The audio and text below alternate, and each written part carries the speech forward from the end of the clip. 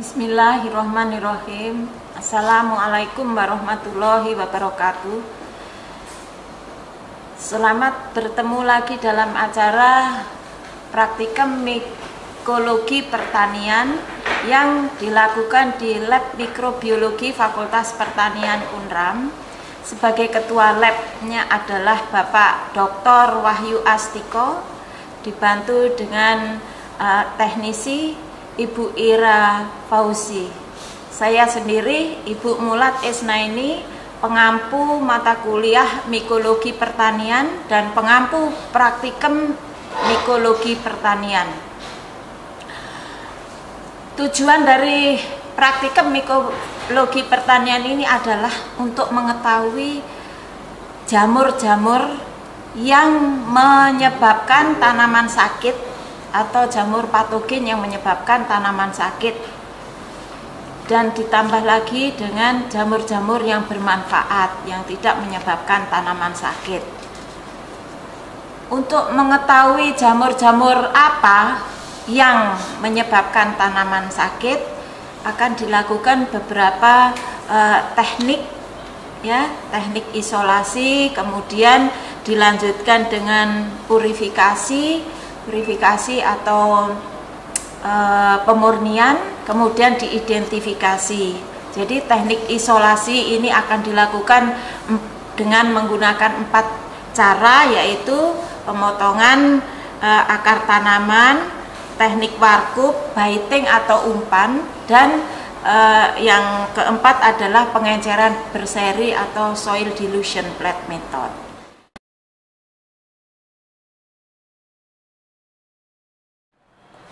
Pengerjaan isolasi dilakukan di dalam chamber yang namanya laminar airflow cabinet.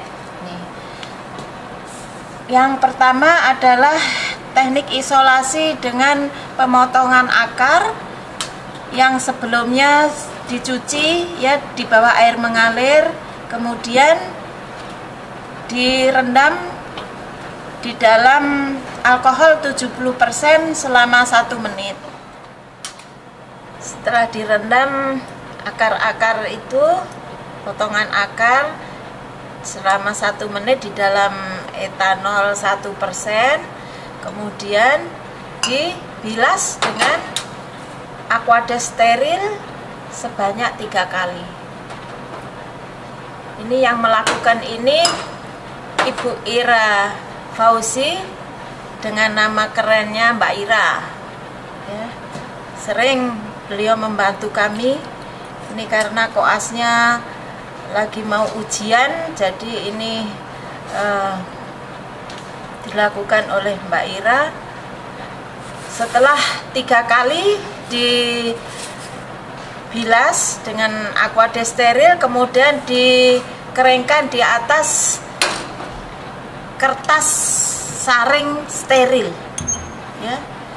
Jadi pengerjaan ini dilakukan di laminar airflow cabinet dengan tujuan semua alat, pinset, ya, penjepit itu namanya pinset, harus juga aseptis, petri dish juga harus aseptis atau steril.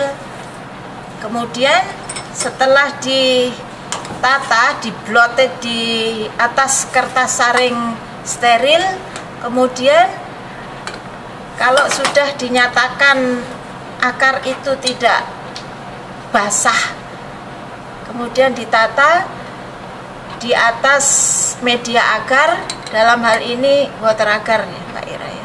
Dalam hal ini water agar, ya, ditata sedemikian rupa sehingga potongan-potongan akar itu tidak terlalu berdempetan. Kenapa? Karena nanti pertumbuhan jamur dari bagian potongan akar itu akan terlihat dan dilakukan pemotongan miselia, ya. Setelah itu diinkubasikan di dalam laboratorium.